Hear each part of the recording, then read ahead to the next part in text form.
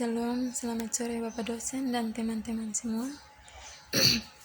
Saya akan memperkenalkan, nama saya Asti Nomikune dengan NIM 20030300026, kelas A, semester 1, Prodi Sosiologi, Fakultas Ilmu Sosial dan Ilmu Politik, Universitas Nusa Cendana Kupang, 2020.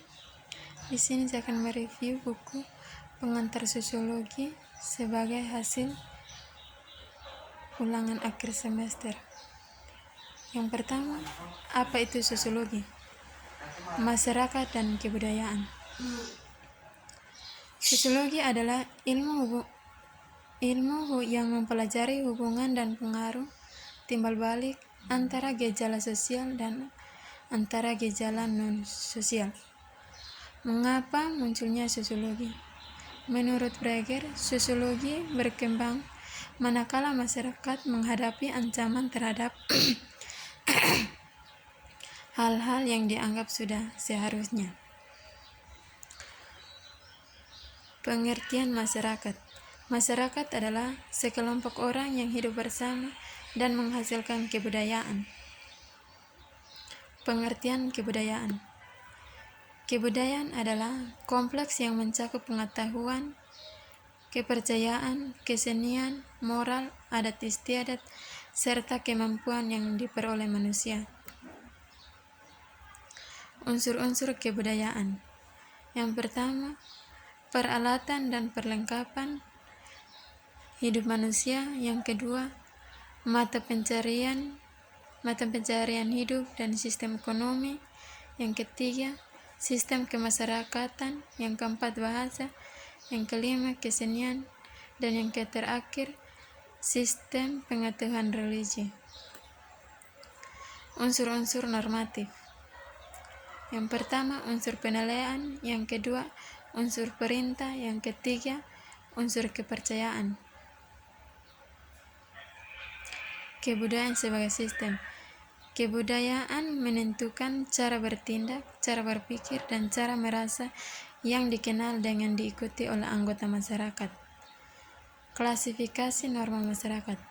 Lembaga sosial adalah sistem hubungan sosial yang terorganisasi yang mewujudkan nilai-nilai. Kebudayaan dan kepribadian. Setiap masyarakat memberikan pengalaman tertentu yang tidak diberikan masyarakat lain kepada para anggotanya. Kepribadian yang khas dari para anggota masyarakat. Kebudayaan modal hanya berlaku pada masyarakat sederhana dengan kebudayaan yang sulit di antaranya.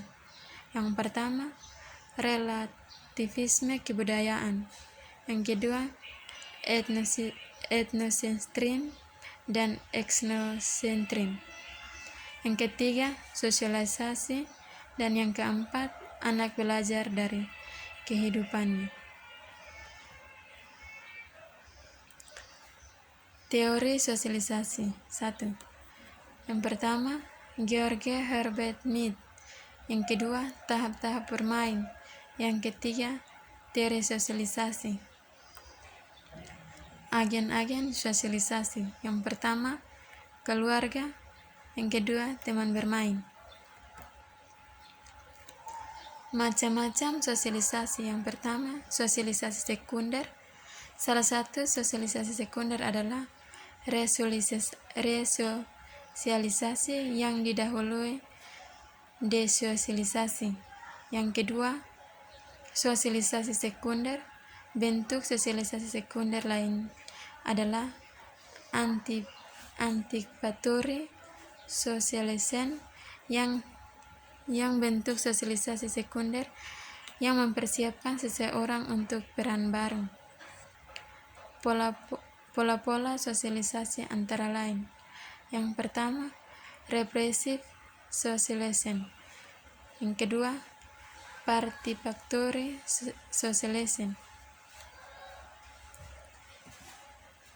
Interaksi sosial. Interaksi sosial merupakan hubungan sosial yang dinamis yang menyangkut hubungan antara individu, kelompok, atau antara individu dengan kelompok. Bentuk interaksi sosial. 1. Gilin dan Gilin memilih menjadi proses asosiatif. Yang kedua, Kim Bal-yung membedakan menjadi oposisi. Akomodasi adalah proses di mana orang atau kelompok yang mula-mula bertentangan kemudian saling menyesuaikan diri untuk mengatasi kekurangan. Interaksionisme simbolik. Interaksionisme simbolik atau simbolik interaksionisme merupakan salah satu pendekatan untuk mempelajari interaksi. Status dan peranan. Status adalah posisi seseorang dalam satu kelompok atau posisi suatu kelompok dengan hubungannya dengan kelompok lain. Yang kedua, peranan adalah perilaku yang diharapkan dari seseorang yang memiliki status tertentu. Aspek dalam peran. Seorang tidak dapat mengisi suatu peran dengan senang dan sukses tanpa diasosiasikan untuk menerima bahwa peran tersebut berguna, memuaskan, dan sesuai. Perilaku peran. Perilaku peran adalah yang sesungguhnya dilakukan oleh orang yang memiliki status tertentu. Manajemen kesan. Sebagai perilaku peran merupakan pemeran perantap sadar karena sudah terinternalisasi.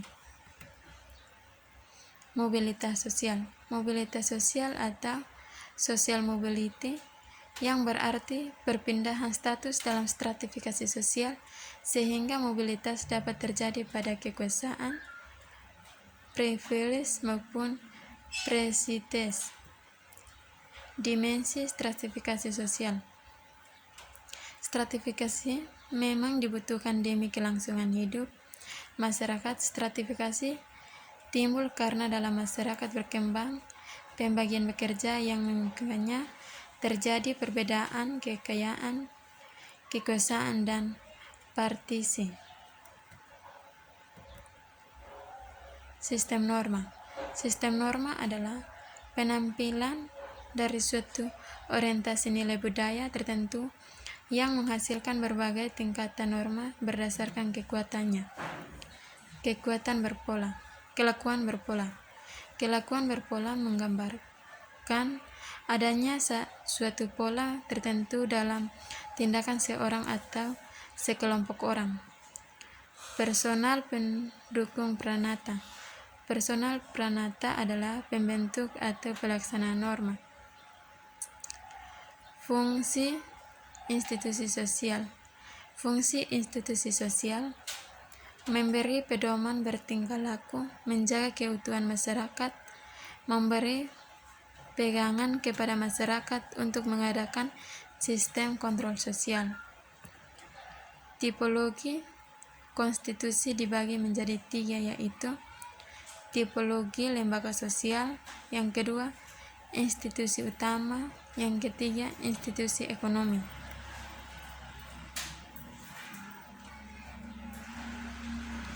Kekuasaan dan dominasi. Tipe dominasi antara lain: yang pertama, dominasi karismatik, yang kedua dominasi tradisional, yang ketiga dominasi legal rasional. Tipe dominasi ada 3, yaitu dominasi karismatik, dominasi tradisional, dominasi legal rasional. Kelompok-kelompok sosial. Syarat-syarat kelompok sosial dibagi menjadi 2, yaitu dalam kelompok ada hubungan timbal balik antara anggota. Yang kedua, ada kepentingan yang sama, tujuan yang sama, ideologi yang sama. Faktor-faktor yang menentukan kelompok sosial. Yang pertama, kesadaran akan jenis yang sama. Yang kedua, adanya hubungan sosial. Yang ketiga, orientasi pada tujuan yang sudah ditentukan.